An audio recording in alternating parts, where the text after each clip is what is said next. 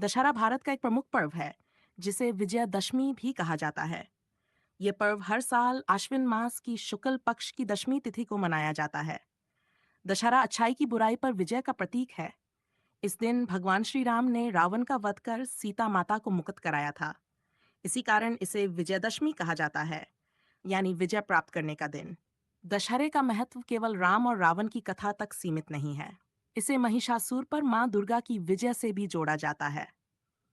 नवरात्र के 9 दिन माँ दुर्गा की पूजा की जाती है और 10वें दिन बुराई पर अच्छाई की जीत का पर्व दशहरा मनाया जाता है। इस तरह ये त्योहार दो महत्वपूर्ण धार्मिक कथाओं को जोड़ता है। इस दिन कई स्थानों पर रामलीला का मंचन होता है। लोग रावण, मेघनाद और कुंभकर्ण के पुतले जलाकर बुराई को समाप्त करने का संदेश देते हैं। ये परंपरा हमें ये याद दिलाती है कि चाहे बुराई कितनी भी शक्तिशाली क्यों न हो, सत्य और धर्म की विजय निश्चित है। दशहरा हमें ये प्रेरणा देता है कि हमें सदैव सत्य, धर्म और न्याय के मार्ग पर चलना चाहिए। दशहरे का एक और सामाजिक महत्व भी है।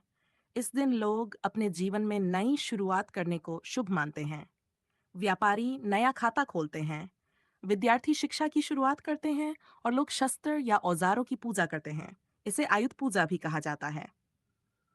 दशहरे का संदेश यही है कि जीवन में जब जब बुराई, अहंकार और अन्याय बढ़ते हैं, तब तब सत्य, भक्ति और साहस उन्हें समाप्त करते हैं।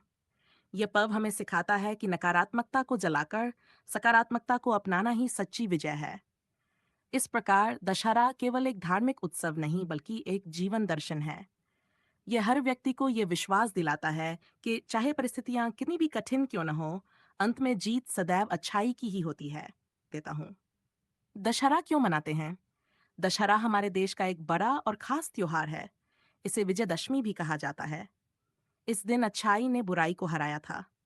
बहुत समय पहले भगवान श्री राम ने राक्षस राजा रावण को हराकर माता सीता को वापस लाया था। रावण बहुत ताकतवर था, लेकिन राम जी ने धैर्य, त्याग, साहस और भगवान की भक्ति से उसे हरा दिया। इसलिए इस दिन को विजयदशमी कहते हैं, यानी जीत का दिन।